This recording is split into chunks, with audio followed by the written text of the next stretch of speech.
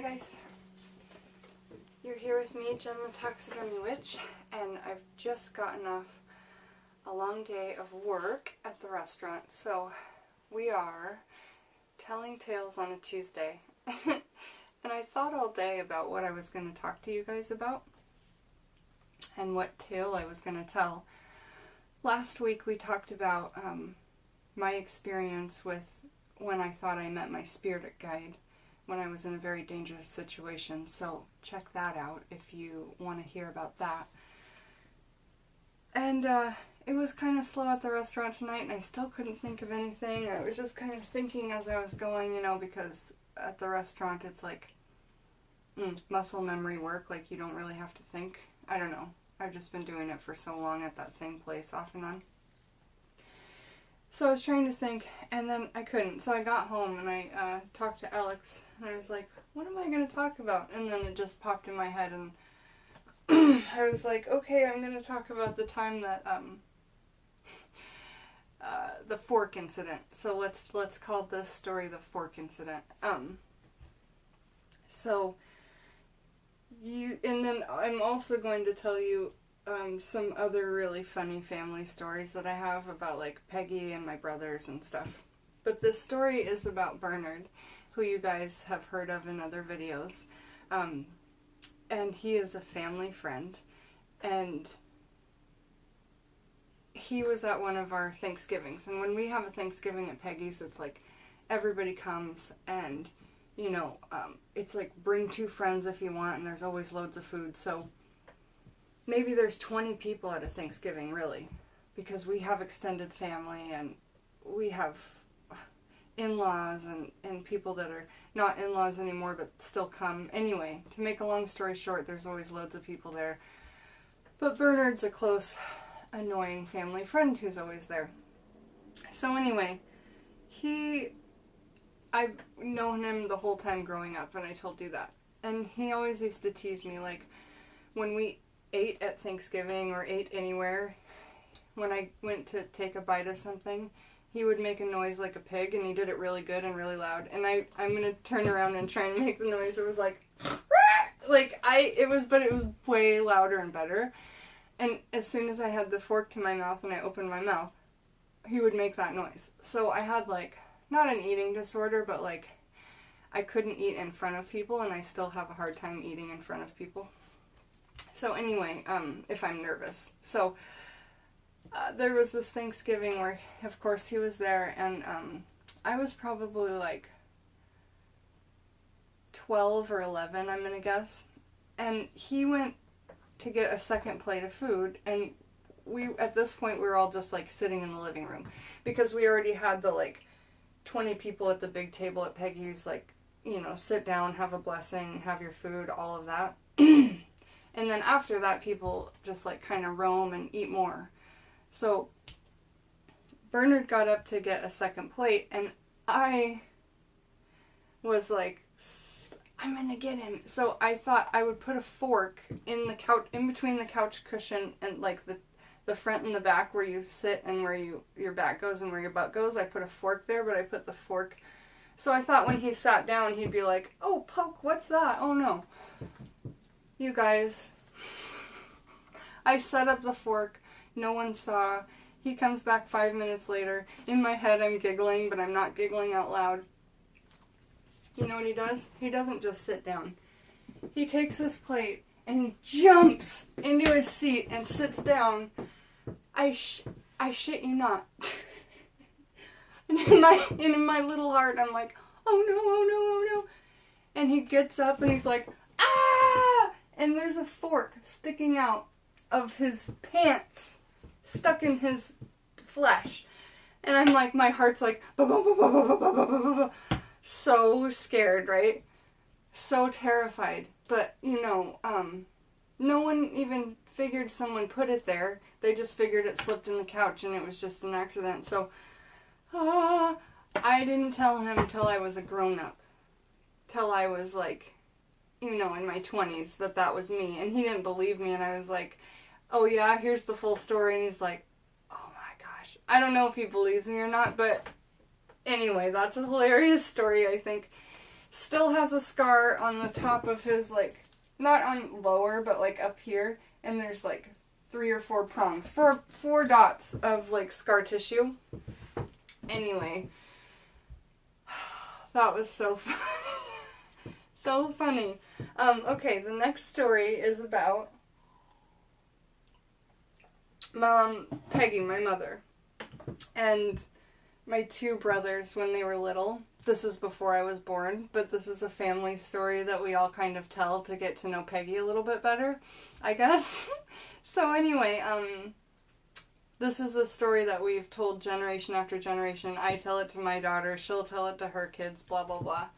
So, in this little tiny town that we used to live in, which I took you guys to in the cemetery, Seebeck, there's this tiny, tiny store that's not there anymore, and it was called Lone Rock. And it's like up on a hill, kind of, and then there's this slope down to the water.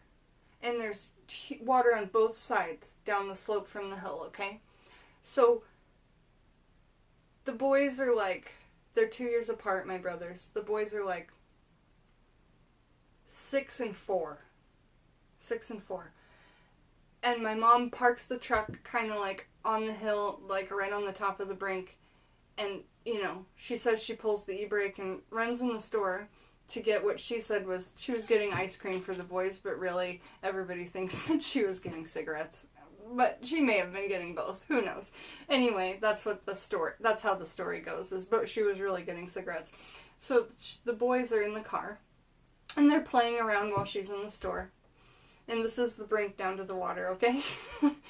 And then all of a sudden the truck starts to roll, because the boys are playing around, fighting or whatever. And the truck starts to roll slowly down. Like maybe they hit the e-brake or something. Roll slowly down. And both of them are like, oh my god, what are we going to do? And one of them gets on the ground where the brake and pedal are. And one of them steers, because they're tiny boys. And so the bigger one's on top steering, and the other one's on the bottom, and he goes, which one do I push? And he goes, I don't know, just pick one. And luckily he picked the brake. Right before they were, like, 10 or 20 feet, not far, before they were about to go into the water down the slope. Like, the whole slope was, what are we going to do? What are we going to do? I don't know, pick one, and then, Meanwhile, Peggy's running down, she says, with ice cream cones in her hand, but I don't know. And chases after the boys and gets them. And she never left him in the car again, probably. I don't know. So there's another story about Peggy that we like to tell. Also, another story about the boys and Peggy and Don before I was born. They would go on, like, camper vacations a lot, and it was a camper that would attach to the back of a truck. So, basically, in the back of a little, like, 3-seat truck, there's this, like, window that you can slide open to get into the back, like, where it holds stuff in the back of a truck. When you put the camper on top, the camper also has that window so that you can communicate between, so you can open the camper window and the truck window's exactly there too, because the camper lays in the bed of the truck and then goes over the top of the truck. You've seen it, I'm sure. But if you haven't, that's why I'm trying to describe it. So, the boys are probably like 5 and 7 on this trip, and they're going from Washington, like Seattle area, over to Idaho, Potlatch, where I said Ike lived. Taking that trip, and they pull over at a gas station to get snacks and go pee and stuff.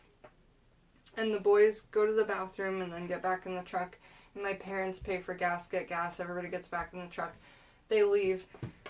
And then about, my mom says, Peggy says, about 20 minutes after they had left, maybe 30, my littlest brother, the younger brother, knocks on the window of the truck, says, hey, where's, I can't say his name, because I just don't want to say my brother's name, so, where's Larry?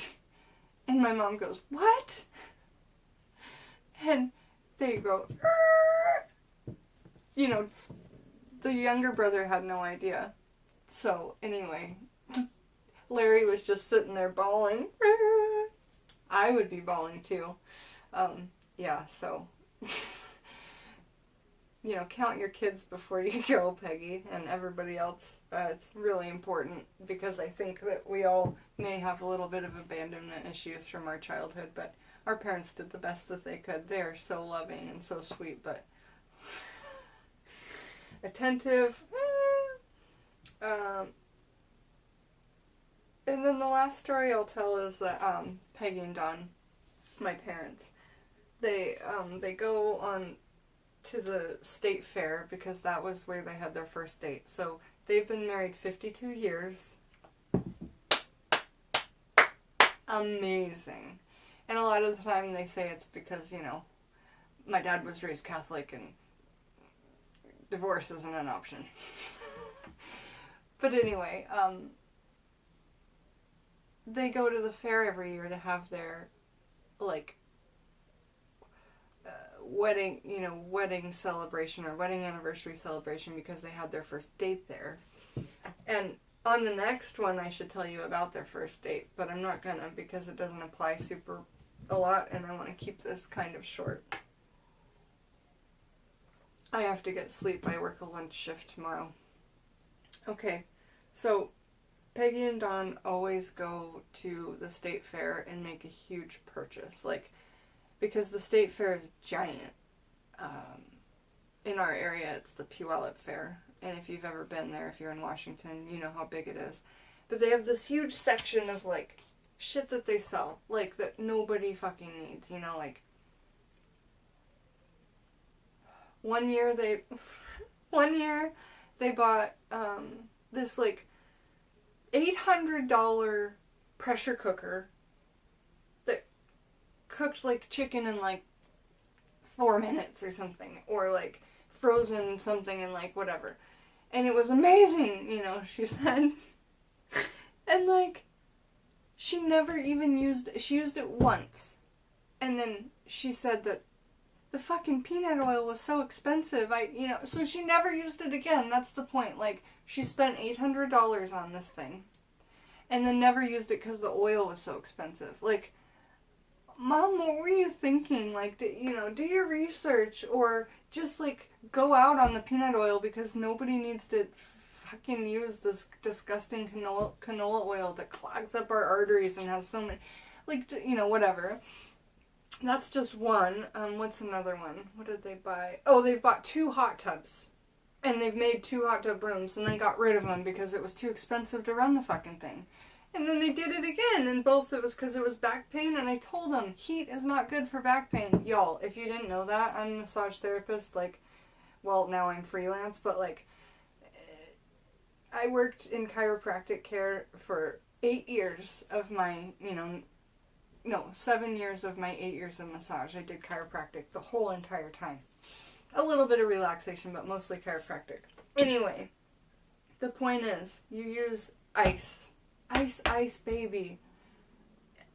For any kind of inflammation, back pain, whatever, you don't use heat. Heat is bad. It feels good, but it's bad for your back because it causes more inflammation, more blood to rush to the area.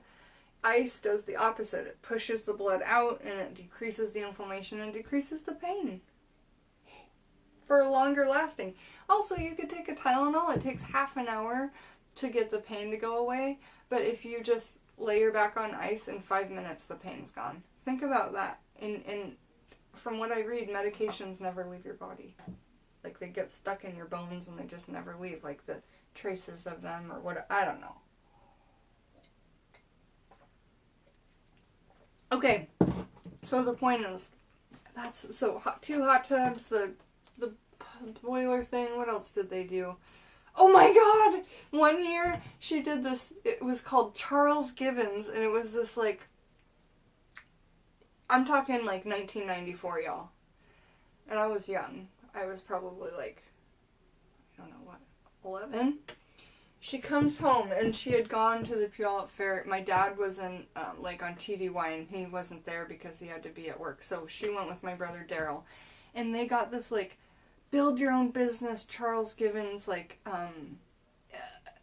like, oh, the cassette tapes. There's 800 cassette tapes. And they spent, like, oh my god, I think in 1994 they spent, like, $2,800 on it. And my mom was like, Peggy was like, oh my god, Donnie's gonna shit. He's gonna be so mad. Like, she probably, like, made payments on it for the longest time. Like, we didn't have money, you guys.